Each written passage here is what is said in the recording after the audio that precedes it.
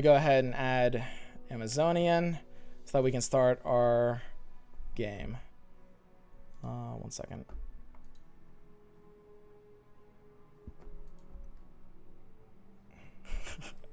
Swim doesn't want to be my friend. All right. Oops.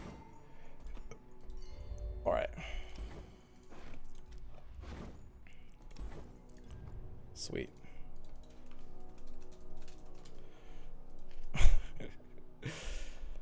Whew. So I'm gonna be right back, and we're just gonna get this.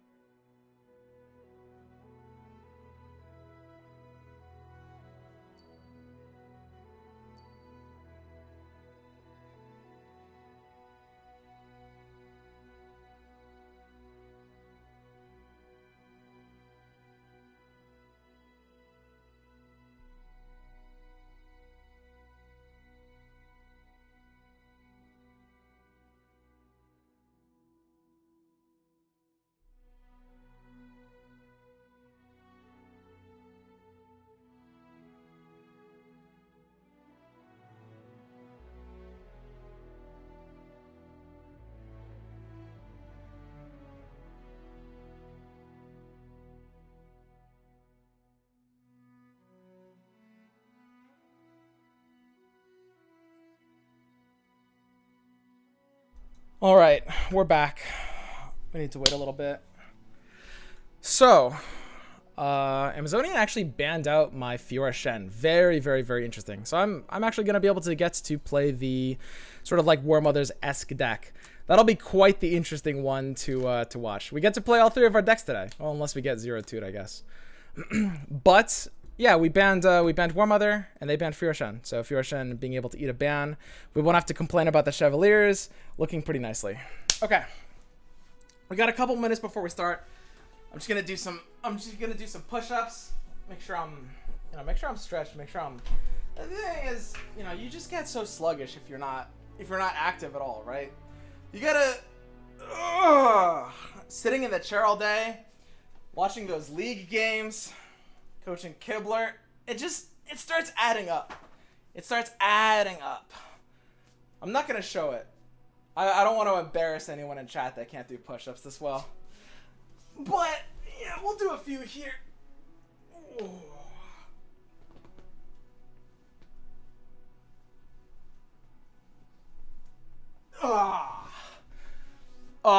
Whew. Exhausting stuff. Wow. Oh. Crazy. Okay. Here we go.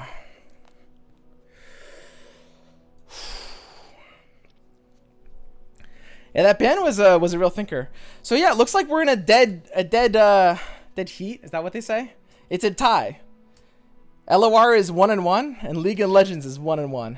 Although I don't know what kind of tiebreakers they have in place for League of Legends. So it could be anyone's tournament. And ultimately, it pretty much comes down to how our league team plays. But I like to pretend my ability to win here will matter at least a little. It won't.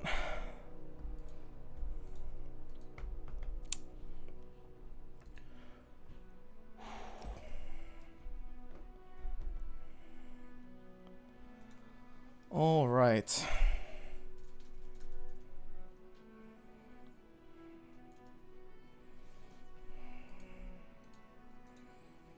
Very, very interesting. So yeah, I mean, I can talk about my deck. Basically, this is very geared towards like the expected field here. Oh, is this right? No, it's not Howl. It's Gigajank Pile. Sorry about that. Gigajank Pile is what we're playing. This is basically a deck that's like all designed to smash stuff like Scouts and do pretty well into Lee Sin. And that's, I mean, the field here, right? All right. They're going to let us know as soon as it starts. Go ahead and start. Okay, perfect.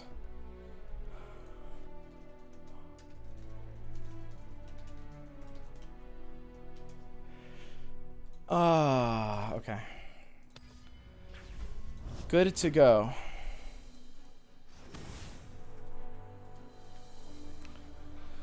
Okay. So we're against Lee Sin first with Tom Soraka. As you know, we talked about before, this deck is all about just generating reactivity in a way they don't really have a way to deal with. I think I'll probably take a passive kick, keeping Kadra and Tom in hand. Search for outs. Looks pretty good. Tom is a power card in this matchup, especially with an early developmental play already. We certainly don't want to be kicking our Tom here. Tom is basically the entire reason that this matchup ends up being somewhat favorable. And we already have our Kadra. Kadra's like such an important find just because like there's so many hand states that become so awkward so fast if you don't have Kadra. So Kadra is a really, really important find early for this deck. Let me just check. Okay.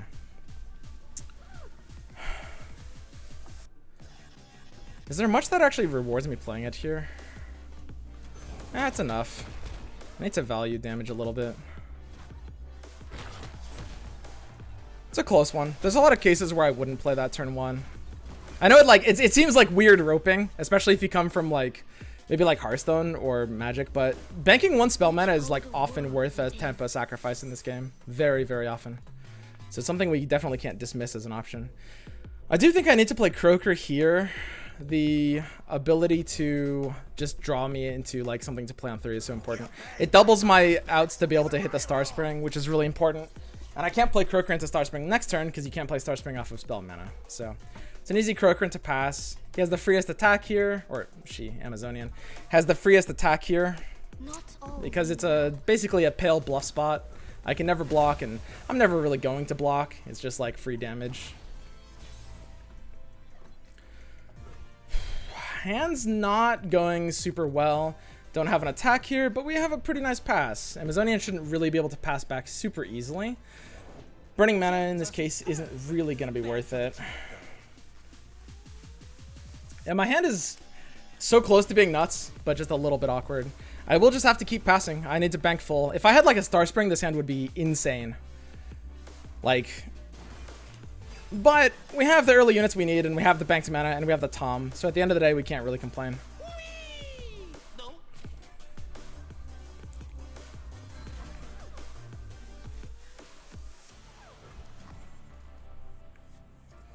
I can eat the Mentor with Tom and stop the gems from coming out. We always let this through.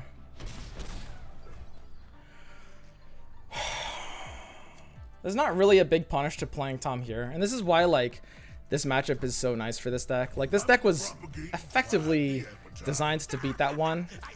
Because they can't really, like, punish you without attacking and killing you through, like, damage and health. And your units, of course, have a ton of health. There's no Will of Ionias or any weird stuff. So there's nothing weird that's happening here. But now, because we left the Mentor alive, we can eat it with Tom Kench and stop the gems from coming out. We don't really care about the Dragonlings because Nexus health doesn't really matter that much to us in this matchup.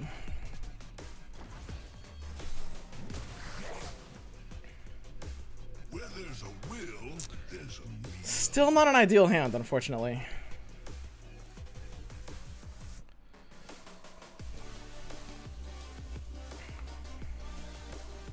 Man, this hand is, it's got everything I need. I'm 1 card short of this hand being nuts. I need a Star Spring or a Soraka or something. I have just too many units and support cards. My comestibles are getting cold. Oops. Yeah, I'm always pressed in to just open with Acquired Taste, I think. Leaving the threat up for the first action doesn't really matter. And I think I'm forced into taking it this turn anyway. There's really no good counterplay to this. Nopeify, of course, or Deny is like the one thing that you can always do against this. But it's like, those are kind of like power cards in this matchup. So using Nopeify, like, Nopeify is your get out of jail free card against Acquired Taste. Using it this openly and this committally on just a Mentor probably wouldn't be worth it. So I'm not afraid of it here. So Tom's just gonna start chunking. The most unfortunate thing is we don't really have pressure here, right? I mean, I can play Protector. Protector does feel pretty good. Yeah, I mean, we can tap under a good amount now. And I mean, healing my Nexus up to 20 is actually kind of nice because Lee Sin does have a range of kill potential. And the difference between 15 and 20 can actually matter. For sure. Like, the difference between 15 and 20 is pretty big sometimes. Just want to be able to stay out of that range. So there's really not much crazy going on here. They've got nowhere to go. Okay, perfect. Just making sure I'm playing around all the cards. Wow, it passed there. So that's a burning 2 mana, and I mean, I certainly don't have an attack here. So I'll always burn their 2 mana. Looks great. Basically 1/8. Happy Halloween. Keep it coming. Oh, I don't require menu. Second Tahm Kench is a pretty bad draw. Bayou Brunch kind of sucks, and the whole point of this matchup is like that deck doesn't really have a great way to kill the first one. Pleasure to see you, master. Ooh. So the nice thing is, I mean, I can eat the Lee Sin here. That's a pretty big deal. It's gonna be like Nope Fire or Deny, but we can force it out really early, which is nice. Like without Nope Fire or Deny, there's really nothing else that does it. Yeah, we'll just force it out super early. And then we'll just eat the Lee Sin next turn with Tahm. They have literally, truly no ability to kill a Tahm here. Like that deck can't handle Tahm Kench. There's nothing about it that can actually deal with this. So it has to be Notify or Deny. So there's the Notify down. Perfect. And Lee gets Challenger, but not Barrier. I don't even know if like a Challenger Lee even wants to do anything. Okay. Action's passed. She might literally have to damage Tahm just to hope I don't have like a way to heal it back up to full anyway. Like Pale Cascade, Lee into Tahm just to try to kill it or something like that. Center your spirit. Interesting. Pale Cascade and not going for Tahm is very interesting. So, I mean, I can basically keep my Brokeback alive as well as damage the Lee Sin by 2 by just hushing it now. I think that's a pretty trolly hush. I think that hush accomplishes almost nothing. I could keep my Brokeback healthy. Like, the thing is, the Brokeback isn't really imperative here.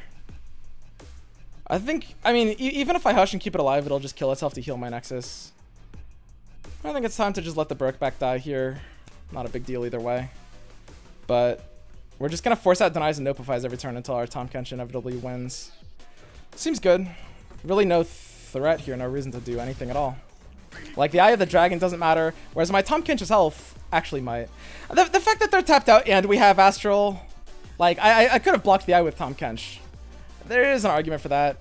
It doesn't really do that much, though. Especially with this hand.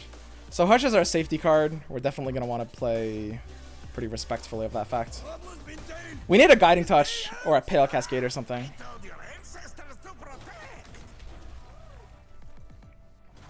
And then there's a consideration to like Bayou Brunch, but Bayou Brunch really doesn't do that much on this kind of board, unfortunately. Breathe in, breathe out. We're never attacking here. Third Astral is really funny. I mean, we have 2 Astrals here. I'm just going to keep threatening the Lee Sin with these eats. I think there's truly nothing weird to be doing here. I'm just going to do this every time. Every known universe.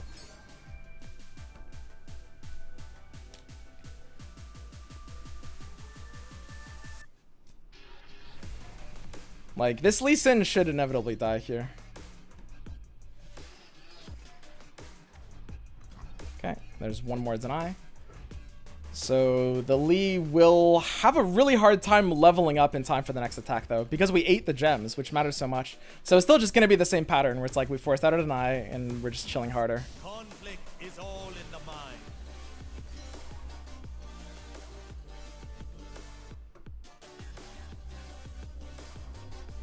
I could kill the Lee Sin here, actually, with Bayou Brunch and the Boxtopus. I mean, that kind of has to be relevant, right? That's a weird play.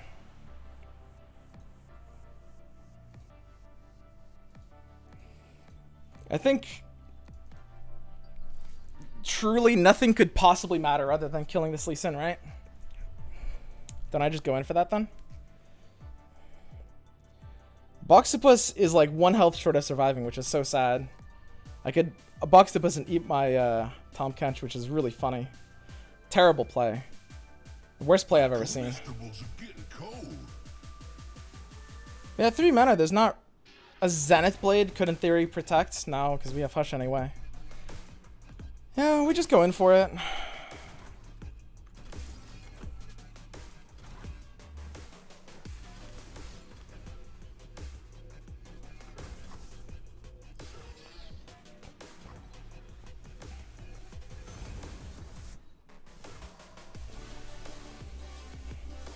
The thing is, we're using Hush to threaten the Lee, which is actually kind of bad. I mean, Hush is a pretty important power card here, potentially. Because he can play Lee into open attack in a way that bricks Tom. I don't know. This one might not have been worth doing, potentially. It's kind of close. Ring the flippin' bell. Should have stayed home, pal. We're pretty committed, though. The awkward thing is we can't Astral here. I don't think it matters that much. I don't think board presence really can matter that much here. I'll see this through. Oh, Hush down. Wait, that's fine. Okay, sweet. So we forced the Hush out, and now we can just Astral. That's perfectly fine, I think. Because our Hush is worth a lot more than the Astral here, right? And we can't need... Yeah, this looks good. Yeah, Hush is a pretty big deal here. I'm very happy with that. That's the only way they can save the Lee in a way that doesn't lose to our Hush. It feels like it still has to be worth doing, though. Because we don't need to be banking that much mana for turn 9. Yeah, we've got all the mana we could need, I think. And like, Hush allows us to keep our Boxtopus alive, which actually kind of matters. This is gonna be this is like a really, really slow matchup. And I mean, the Tahm Kench should basically start nutting now. Like, now that we've gotten the Deny and the Notify out of hands, Tahm Kench should... Like, there might be like one more, but we're getting to the point where we can just eat every turn, basically, which is what we want. Conflict is all in the mind. Prepare yourself. So, Lee 7 out of 8. Is there no ability to level up the Lee here before this attack? That's so telling. That's a huge hand read if there's no Lee level here. We don't even really have a development Punisher. Wow, yeah, Lee doesn't level. Wow, that's such a specific hand. Almost any hand would level that Lee there. Almost any hand would level that Lee there. That's crazy. I'm not taking too much damage here.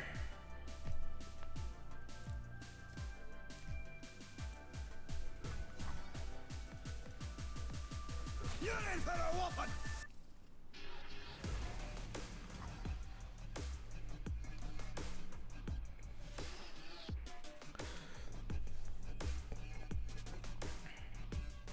I mean, Lee's health doesn't really matter. I can stop 2 damage by using Hush preemptively. Stopping a lot more than 2. Yeah, we Hush the Lee here. It's always better to open with a Hush. Unless it trades with like a Pale. That's the one case. Boxtopus can't need the health as much.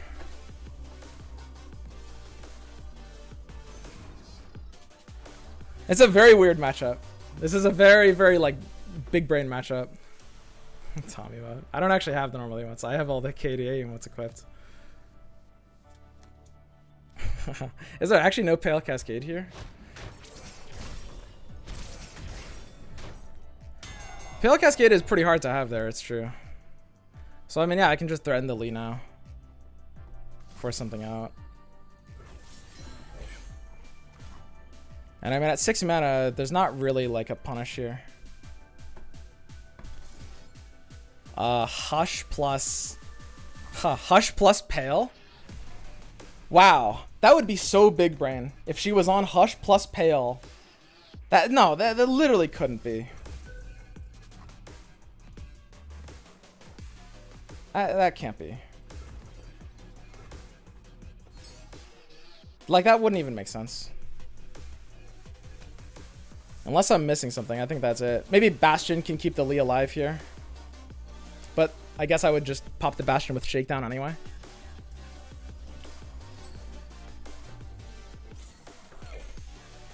Forcing the Guiding Touch there actually feels good. Since the Dragonlings, there were already 2 out of 2 for the Dragonlings. Yeah, so we just like basically stopped an entire Dragonling charge for free. Alright. So second Lee Sin is kind of like the big scary thing. That's the issue.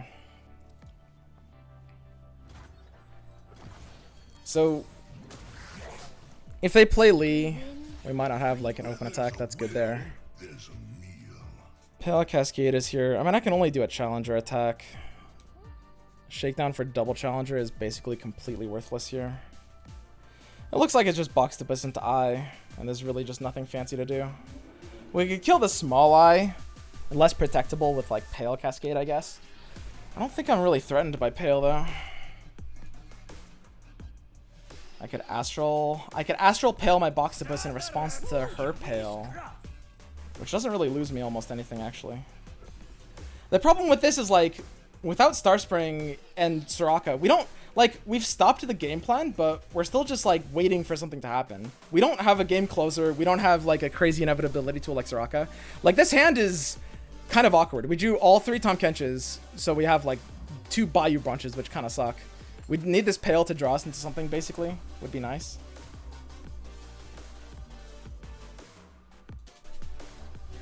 Okay. Yeah, I mean, there's really nothing to do with this one.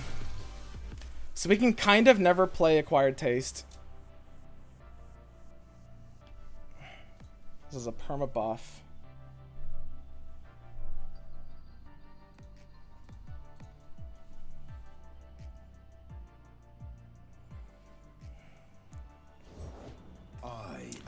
Zed actually does leave her with the mana to play Lee Sin now. Or 2 spells and like do a swarm attack with Dragonlings. Well, that's a little scary, I guess.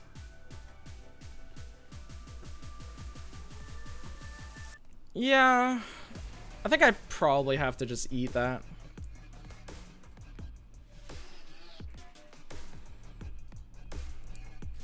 Seems free enough. It's a consideration to eat the Eye of the Dragon instead of the Zed. I mean, doesn't the Zed only get 1 attack here? Eye of the Dragon has more health. Is potentially summon the Dragonling either. I think we're assuming it's summoning the Dragonling. If she's playing Lee, it's not summoning the Dragonling. I mean, Zed has such a hard time being like a massive threat here. I guess it's better. Yeah, this is still awkward. I need this Pale Cascade to draw me something decent.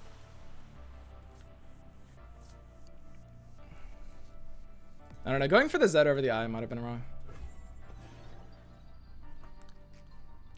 It's pretty close though.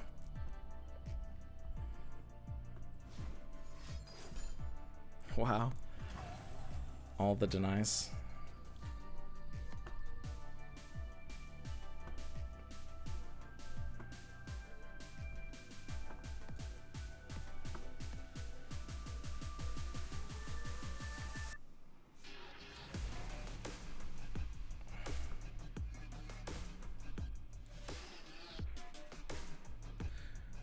I think I go for the wide board and Bayou Brunch the box to puss. Looks good.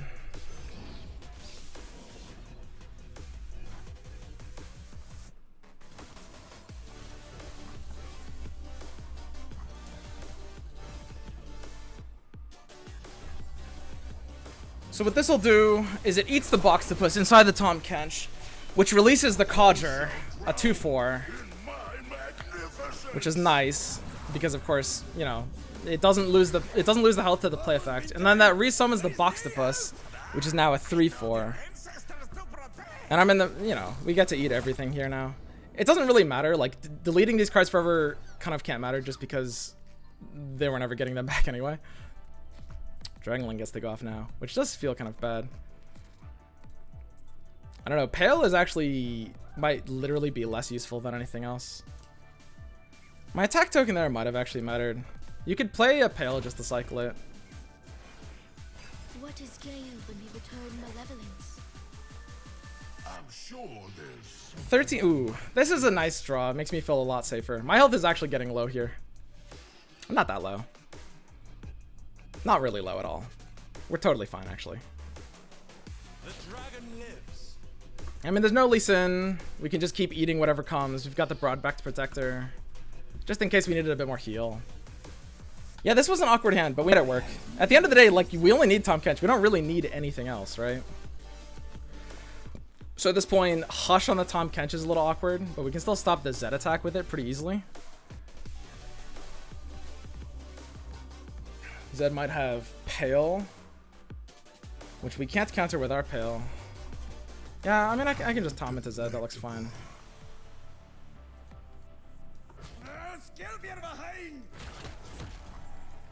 How worried should I be about our health here? Worried enough, I guess. I probably have to trade it all down.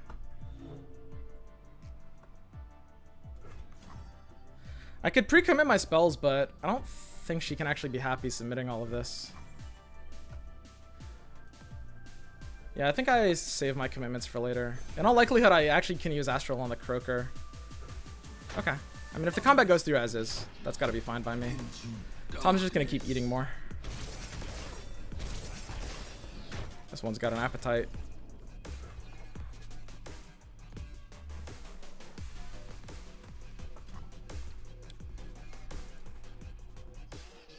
Everyone here, let's go. So we can heal back up. The scary thing is, like, the problem is that deck draws so much. They still have great draws for Lee Sin. And it's like, we can still sometimes die to a crazy over-the-top Lee Sin, which is why drawing Broadback to Protect is nice. But I don't know. I mean, Lee Sin can still sometimes do too much damage, potentially. We're just gonna keep eating these. We eat these. Yum.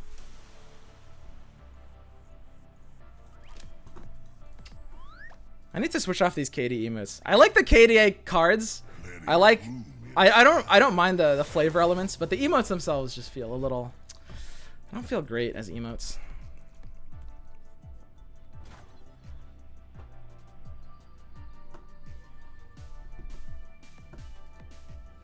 I mean, we'll be able to Pale next turn. Sublime. I'll protect you. Appetizers of plenty.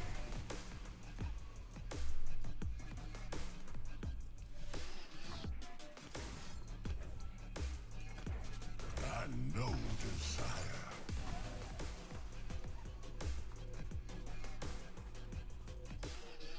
My Broadback Protector actually matters a bit.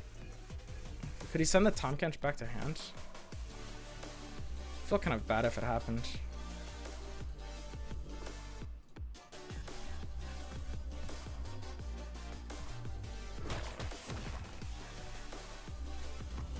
I want to threaten a clock of 2 here, I think. I do enjoy prosperity. Threatening a clock of 2 means Tahm Kench attacking here. Where are you off to?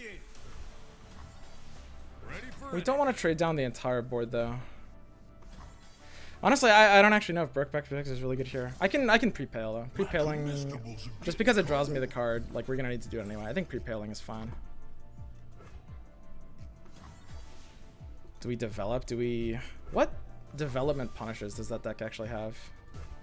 This looks like a useless draw here, honestly. It's kind of sad, but it's actually kind of too late for this to matter. Like, we're killing through health anyway, not through anything else. Yeah, that's kind of the awkwardness with pre-paling. I don't really care if this one eye lives, though. That's fine. We can accelerate the star spring win condition pretty fast past this, so this is fine. We just can't use acquired tastes. We can't let her play Lee and have her open attack with it. So I'm always playing star spring and then passing here. And then we've got like Astral and Brokeback probably. Because Lee plus open attack is actually potentially how we lose. But as long as I force her to play Lee on the attack turn, we can just keep acquired tasting for that threat. But yeah, Star Spring, it would have been really nice to have earlier, because this game would have been over by now, and we don't have to be worried about some weird late Lee Sin top deck. It's so sad when you're looking for a card all game, and you draw it on like probably the last turn before it actually would have made a difference. Like if I drew it one turn earlier, it would have actually been nice, but now on this turn, it's actually a brick draw. Very sad. So this is the easiest pass of my life. If I play Acquired Taste, then she can Lee and open attack, and then I have the ability to lose the game. We need her to play Lee into my Acquired Taste, and not the other way around. Dear, promise a safe return. Oh, I don't require a menu. This is the most important mentality here. I can never let Lee Sin attack me. Without a sound. You can attack me though. You're fine. You're not really a threat. Easiest pass of my life. Go for it. Deep med. Well, now her Lee can't actually even do anything. So I can play my cards now because there's no Lee attack. Stop following me. Yeah, I mean, this feels pretty funny, honestly. It feels like there's not terribly much that's happening here. Another nibble. 6. I'm never losing by being at 6. The question is, do I have to keep Astral? Hush plus Pale Cascade could threaten Tom. Isn't Pale enough? Isn't Tom unkillable this turn?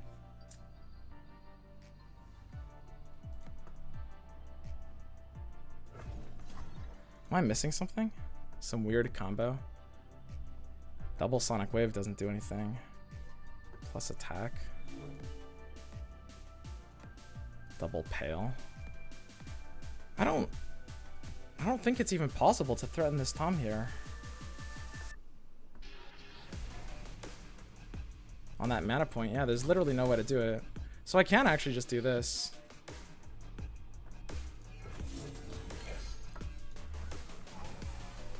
Don't touch my flock.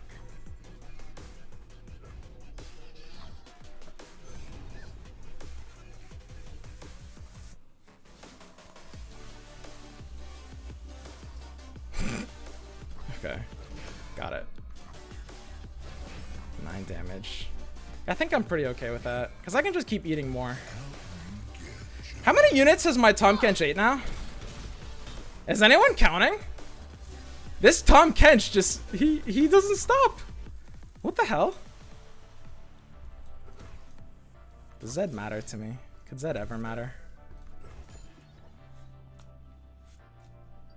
You had your chance to walk away. So we represent lethal this turn. I don't think it matters, but it's kind of cute. Concussive Palm could stop it from being lethal. That is somewhat true. Stand back. Let us peruse this Guiding Touch is nice.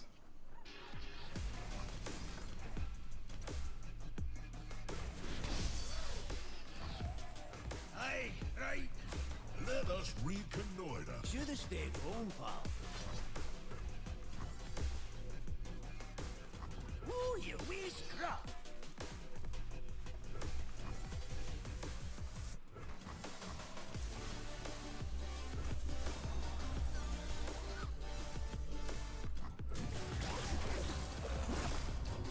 Okay. So usually we don't actually kill this turn. In all likelihood, we don't have a kill here. It's usually Hush or Concussive Palm. But this is actually kind of oddly enough the most value Pale Cascade is getting here. Guiding Touch. Wah. Thwarted again. Hitting the Tom was a bit of a mistake. It's actually possible to have like Tom not have enough health for what he needs now. Wait, what? Why though? That's kind of confusing.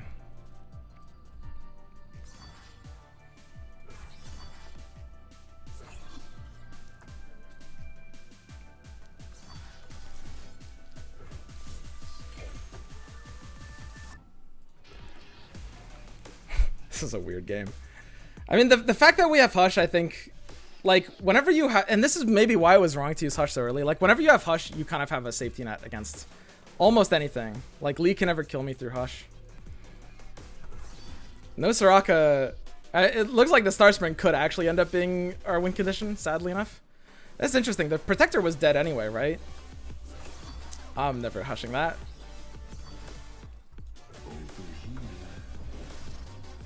So, they're denying this acquired types by having no units on their board. He's Star Spring, why win condition here? Put me in, Tommy boy. I'm just not afraid of much. What's gonna happen here? At least stabilize and then I'm like one range out still. But Lee can't even eat my Tom. Bastion? Bastion's actually not that good of a draw. If I wanted something to protect against like a potential, like, it's actually like, okay, so if she plays Lee Sin now, it's actually possible to lose my Tom to some weird stuff. Or to get it, I guess it could force out Hush. That's about all that could happen. The dragon's One last snack, Tom. One for the road. What do you think? Can endure the dragon's fury. Looks delicious.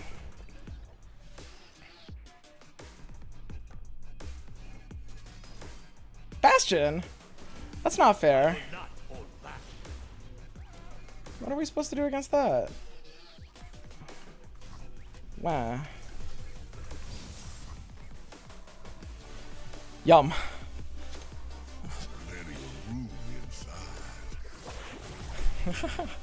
This Tom Kench has eaten like 10 units. What the fuck? This is so silly. Keep him coming. But yeah, this is why I brought Tom Kench to this tournament. This exact reason. Yum. Bye, Lee. Out of here. This is a great matchup for me.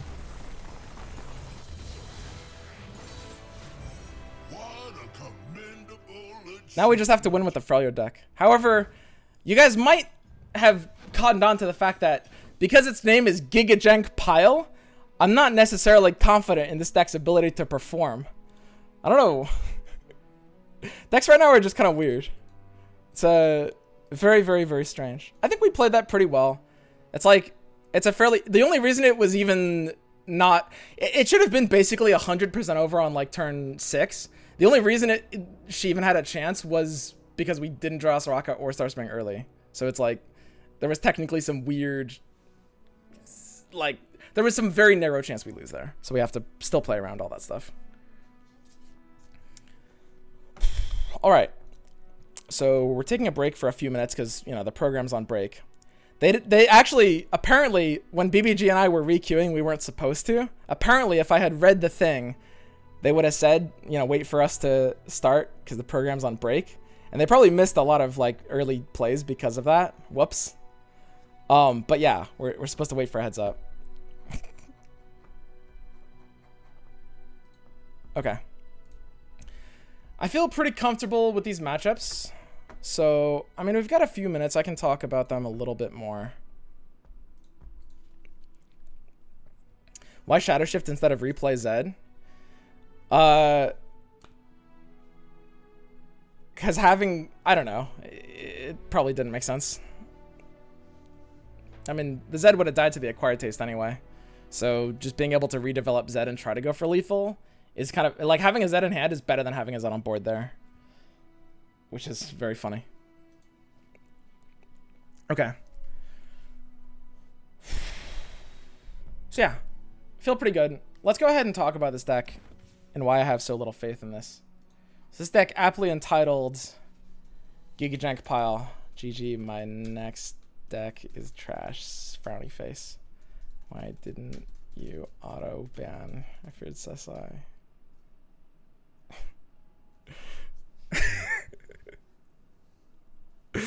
What the hell? It's not fair. So this is my deck.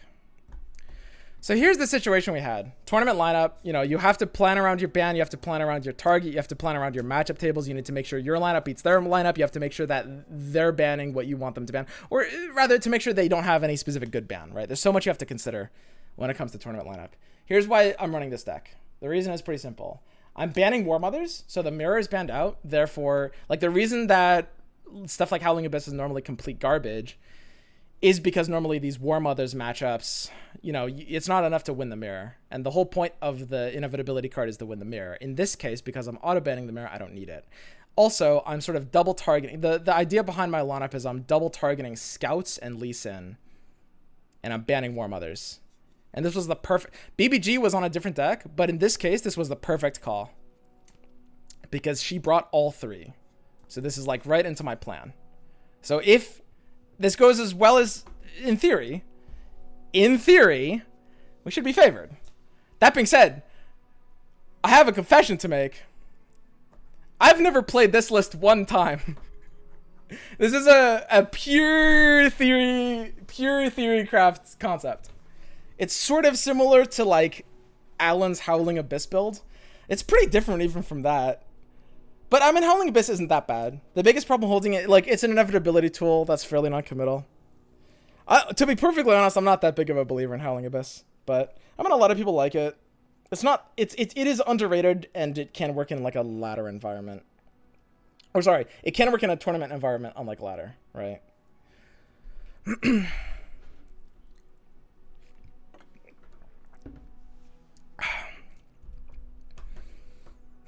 Okay. Feels very good. We're in good shape. We're just waiting for the next one to start. Probably about 5 or 6 minutes until the next game. I also hate playing versus Kench, but such is life. Yeah, Kench is toxic. Smiley face. Don't say I don't know how to talk to girls, okay? let me tell you. What the fuck are we doing here, guys? So basically, I'm nailing scouts. Stuff like Harsh Winds and Flash Freeze. This is like a mid-range version of the deck, right? Because we're not running War Mothers, we can run like more unit-based presence. And Scouts and Lee are both pretty uniquely vulnerable to stuff like Frostbites. Like when they go for, you know, a Genevieve turn or something like that, you can actually do a ton of value sometimes with like a Harsh Winds. Just like completely destroying that. Mostly Lee Sin, you know, Frostbiting Lee is kind of how you kill him. We've got like Icefield Archers, super efficient counter to stuff like the Genevieve turn. We're running 2 Avalanches, trying not to be face up about it. I don't like 3 Avalanche in this build. And you'll notice the 3 Crumbles as well, which are kind of like a bit of a tech choice, but keep in mind, this card is weird because it's so disruptible. But when you look at the matchup tables, again, you really have to think about Runeterra decks.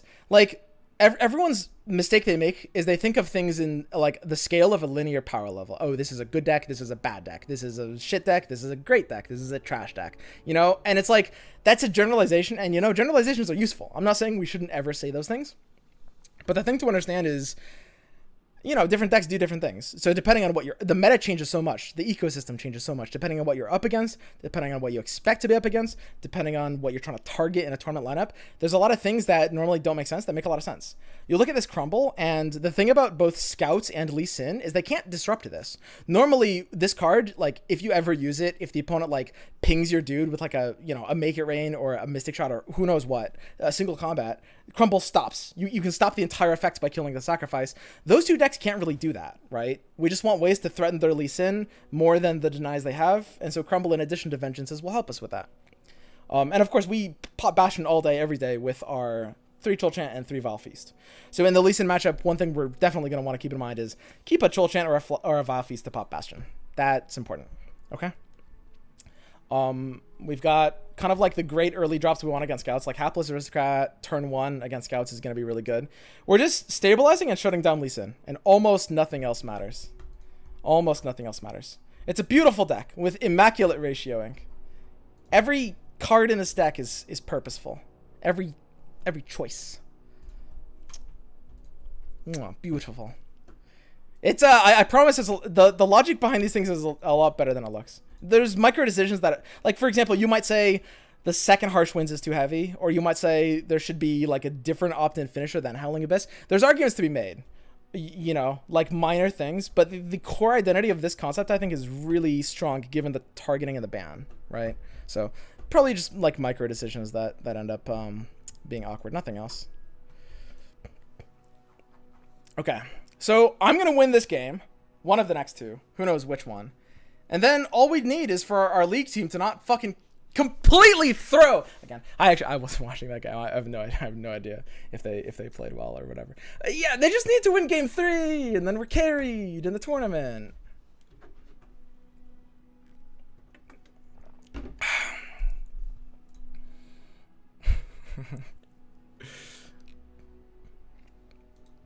Both Kench and Lee are toxic. Kench is really funny. But yeah, basically the way we play this is the Scouts is probably going to be a bit of a bigger threat to us than Lee Sin. The thing to understand is, like, the things that made this deck favorable in those kinds of matchups are still present in this version of the deck. And I've just gone harder on those things and subtracted other things. The biggest thing is, like, because we don't have to worry about the mirror, we literally don't need to run a War Mother's Call. Do you know what that means? That means we don't have to run a ramp at all. Like, that's so important. The ability Like, Howling Abyss looks like a troll card. And don't get me wrong, it's not necessarily optimal. Like, you could run Ledgers, you could run a few things. But the ability to get out of the ramp idea, because we're banning War Mothers, the reason why I think it's kind of so insane, well, I had a list that wasn't really War Mothers. It's a little different. But I think basically the thing about tournament lineups right now in current tournament format, 3 deck, 1 ban, no overlapping regions, I think you almost have to ban War Mothers because you can't target it. It's going to warp the build of your decks too much if you leave it through. Those two facts mean we have to ban it. It's that simple. And if we're banning it, well then our Shadow Owl's Fraud control. Shadow Owl's Fraud is great, you know, in other matchups, and we can drop so much of the things that are only necessary in the War Mother's mirror or Feel the Rush mirror. I use War Mothers interchangeably, right? And what that means is we just have the ability to stabilize so much more reliably. Like, look at all of our answers versus Scouts and Lee Sin. Like, our entire deck is just answers against those two decks. So we're perfectly fine. Stuff like Avros and Trapper and Hapless Aristocrat are going to be really big in these matchups. Just like having like the kind of like units on board, medium-sized chunky plays. Make sure, you know, she can't get too much value out of any one thing. It's the perfect deck against both of those matchups, in theory. Again, I haven't played this deck once. But it all makes sense in my head. It all makes sense in my head. Do you think this game would be better if all of rank was bring 3, ban 1? Nope, that would be terrible from a design standpoint. Because most people that want to play, even on a competitive level, even if like you want to like look at Diamond and Master as like competitive things, then it's like you don't want something that creates so many decision points and takes so long and is so committal. What they could do is have like built-in client scheduled tournaments that use that system. And I think that's basically what they're going to do, right? Which is sweet. Okay. So it looks like we're starting now. If it all goes according to plan, I can't lose. If it all goes according to plan. Oh, it's Lee Sin! We're favored. We're good. Yeah, Lee Sin definitely got a lot worse. I think Mogwai tweeted out like Lee Sin's still gonna dominate the meta, nothing's gonna change, and I really couldn't disagree more with that. Like, Lee Sin is a very vulnerable and targetable deck. Especially in a tournament format. I think Leah's a lot better on ladder than tournament, actually.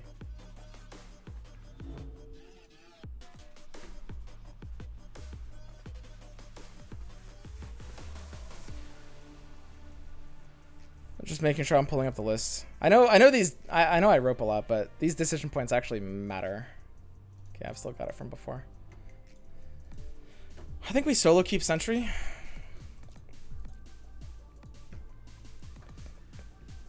I don't know. I could honestly literally just keep Vengeance.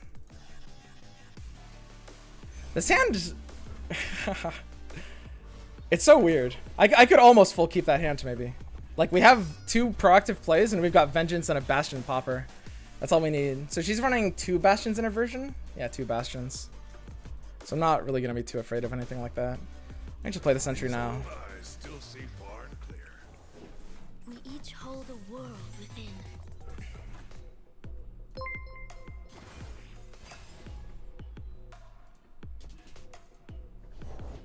Do not be Yo! Nick makes plays. Thanks for the raid, buddy. Okay, so this feels pretty good. We can potentially threaten the Zed with Flash Freeze. The only issue with trying to threaten the Zed with Flash Freeze is, you know, Pale Cascade can keep it alive. I guess it just loses the ability to attack altogether without Pale. Yeah, Flash Freeze is a little awkward here. The Zed is kind of like, in a weird way, almost our only lose condition. I think the Flash Freeze will gain value later, though. And I think if she doesn't have Pale, we're ahead no matter what. And I think I'll just chump out the Zed with the Sentry and develop the Trapper. The most important thing is, like, the earlier I get the Trapper, the earlier I get the 5-5. And the 5-5 is very important here. And the fact that I have the Sentry dying after means I'm basically 2/3 5-5 next turn. There it is. Which, you know, and it just accelerates my Avarism. So we get the Yeti. Nice. And now Zed is kind of like useless already, right? That's kind of all we needed.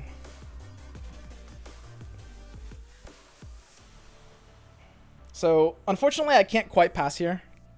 Actually, I totally could, couldn't I? Her pass has to be worse than mine. There's a few too many awkward hands. I think I'm kind of committed to just Trapper Yeti, right? It seems like there's not really a way around that. There's no real benefit to keeping Flash Freeze up this turn. We're just going to play proactive.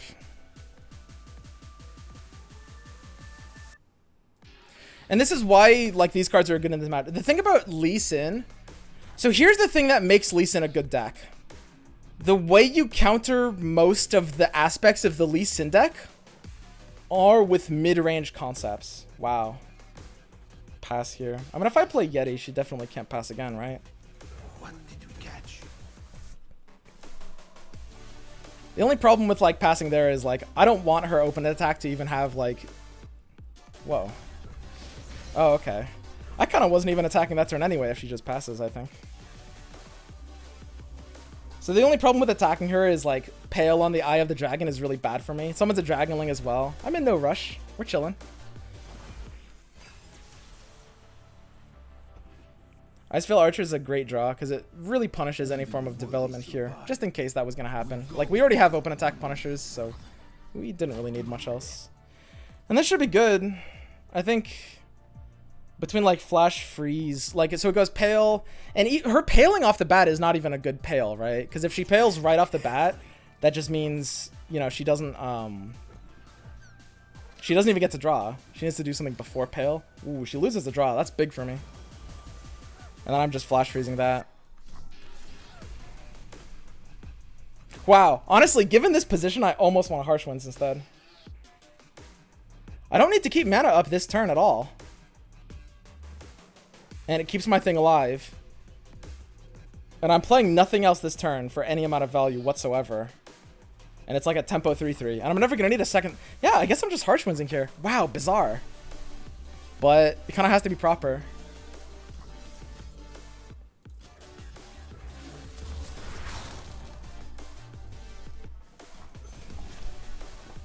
Like, the thing is, just because of the nature of freezes in this deck, I just want the ability to beat out the Lee Sin. Which makes Flash Freeze actually better than Harsh Winds later. I know that seems weird, but the fact that it's cheaper means I'll be able to play more while leaving it open as an option when the Lee Sin comes down for value, right? Which is super big. Super huge. Force is meaningless. Okay, Lee Sin's down. Pleasure to see you, Master.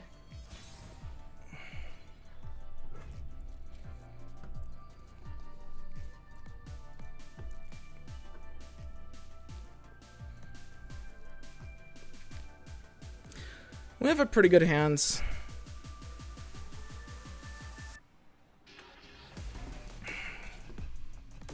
Open attack's not bad here, honestly. I don't think I can do like a weird Sejuani, can I? Honestly, I could. I mean, it kind of forces out the barrier. It loses me the ability to crumble this round, which I think might be too important. I think I too much want the ability to crundle once the tap out for deny happens.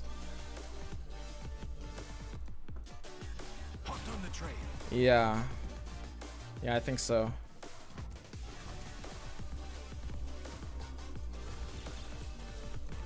Pass priority? I could actually pass priority. I think I'm actually totally okay with this.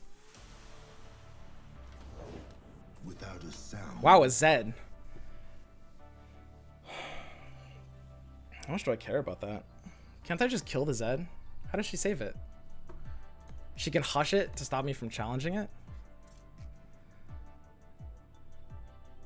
I guess I just do that. I mean, the Lee is not going to be a problem for a while. And I can actually kind of do a pretty big attack. She can't even play 2 spells now that she's at 3 mana. That Zed had to be a misplay. It couldn't possibly make sense for that to be correct, I think.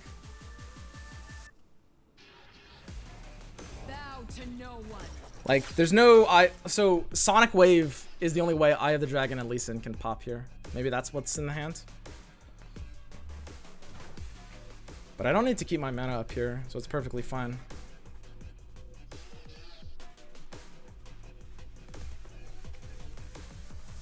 Stand and fight. Lee can block one of these and lose health. He's taking too much damage, I think, if he does that. He needs to, like, barrier and block this, I think. This looks good.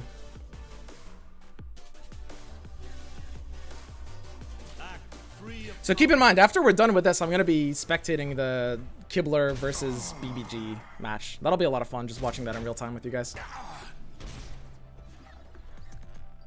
I don't know. I'm playing a little loose here, but because of this hand state and my hand state, I'm actually not afraid of Lee at all. Like, she's not a 4-card hand. Her Lee's 2 out of 8. I think it just does nothing to us. Oh yeah, sorry. I interrupted my train of thought earlier. I really should have explained better. The thing about Lee Sin is that our enemies cannot mid-range is how you beat Lee Sin as a deck, but the problem is Lee Sin as a card the mind. doesn't really care about mid-range, right? Like, mid-range just means a bunch of cheap, big, beefy units in the mid-game, basically. I mean, I can keep a 5/5 on board. This is like an aggro flash freeze. How aggro can we be here? Is that too aggro? How many flash freezes could I possibly need? I think we actually do need to put this game on a bit of a clock here.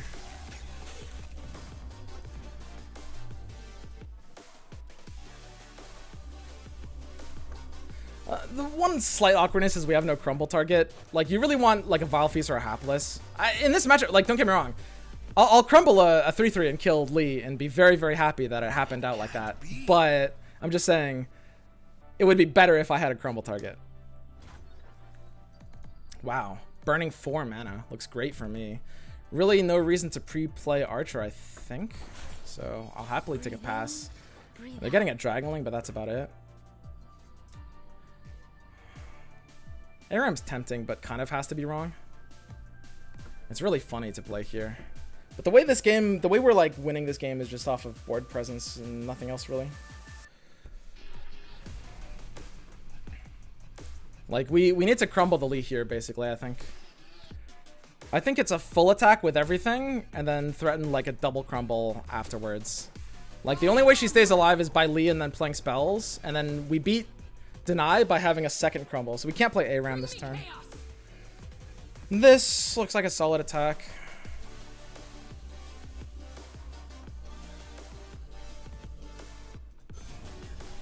The Dragonling will heal a bit. I mean, it stops a lot of damage, this Dragonling. But I can tax, like, this board super hard. I guess the attack order actually could have mattered there. But I guess this was also the right attack order anyway, since Dragonling wants to attack the Yeti. But yeah, so now she should be pressured to play, like, 2 spells for the barrier. And then she can't have the double deny after that. So even if she has the double deny hand, this Lee is going down. Right? Okay, Lee went down. So that's brilliant. So now she's got to have a second Lee, and I'll just crumble it right now.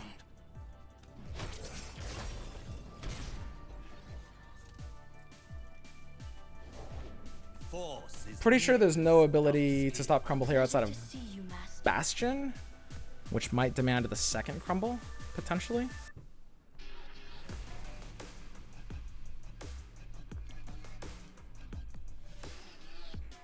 It's kind of interesting. I could see an argument for the lead not actually even mattering.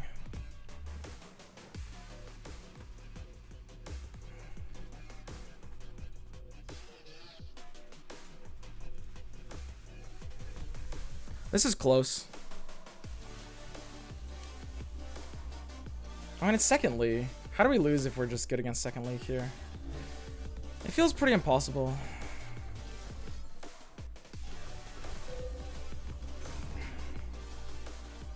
I'm just making sure, you know, so I know I'm really favored in this spot. I know, like, we're looking pretty good, but you still have to think a lot about your moves.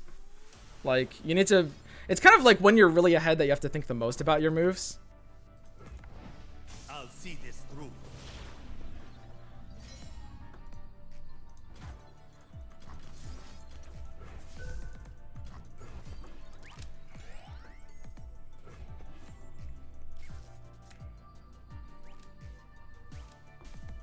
Looks like we're pretty good here. I really regret equipping these emotes. That was probably my biggest throw of this entire tournament. These emotes are so weak. I miss like Sad Poro, or like, I mean, I've got Ha, but Han's like kind of a little toxic, a little too BM for me, which is, hey, that's saying something. Third Lee Sin, let's see it.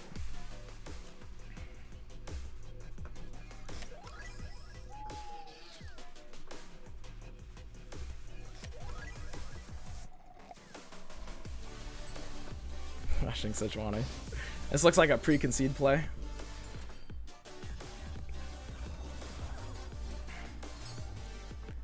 I have to get it down. It's too important. I can't not get this down. So there's no Lee Sin in hand. The thing to realize is that Lee Sin actually has a pretty good chance of being on the top of her deck right now, because Deep Meditation draws from the deck.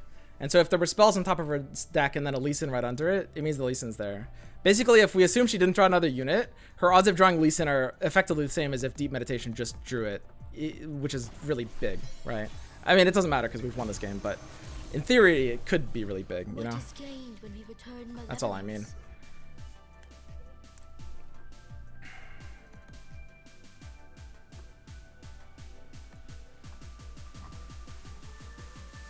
The trolls are going to war!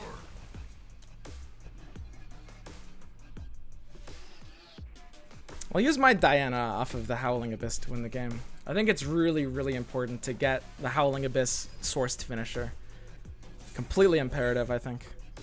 But yeah, this is a stompy matchup. Basically, the only thing that happened here is I predicted her lineup and went like all in on beating these kinds of decks. It worked well against BBG. Obviously, he didn't bring the same exact lineup, but it's still like the general field, right? Like do very well against Scouts, do very well against Lee Sin, and completely abandon the War Mothers matchup. Works pretty nicely.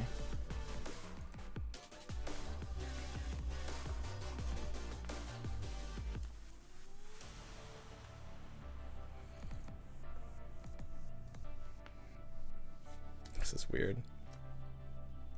We actually don't actually have lethal here. Very peculiar. Do I extend for this lethal? Is it possible to throw this game? Is this a completely unthrowable game? I don't know, it looks vaguely throwable. Who knows? I'm sure we can't throw this. I'm sure we're fine. A little snowball!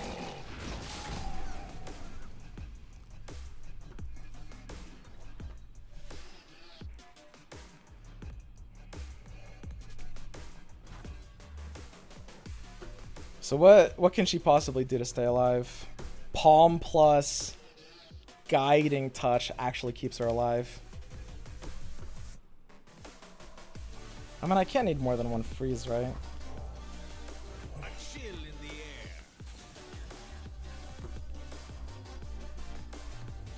But I guess the palm could happen right now anyway, right? Stand and fight. Bow to your king! Face your heretic. Here, I'll drag the 0 attack one. I'll assert my dominance. Your lesson begins.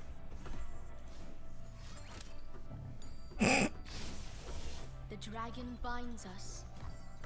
GG's. So that's my performance in the tournament. We're done with our section. We 2-1 BBG and 2-0 to Amazonian, winning both sets. And now it's all on Kibler! It's all on Kibler!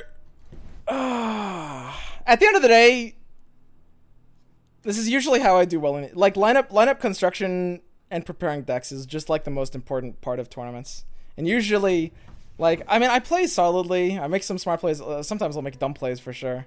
But most tournaments that I do very well in are just off the back of like the lineup being where it needs to be. I understand this deck looks really bad. I'm not saying it's perfect, but it's exactly what I wanted to bring. It did exactly what it wanted to do as a deck. There could be 1 or 2 cards changed. Absolutely. Absolutely. But that matters a lot less than you'd think.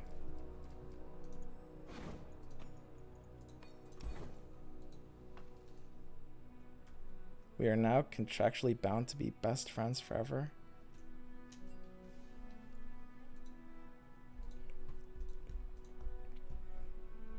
Okay, so now, you know, Kibler's going to be up next. It's all on Kibler. Kibler, I've 2-0'd my matches. And now Kibler's lost the first one already. So if he gets 0-2, which, by the way, he's playing against BBG. It's going to be rough. It's going to be rough. But Kibler could do it. Kibler could do it. Okay? And if Kibler does it, our team has won the LOR section. So it's all on Kibler now. I'm going to restart my stream right now. We no longer need the delay. So this is the 4th time I've restarted my stream this game. or this today.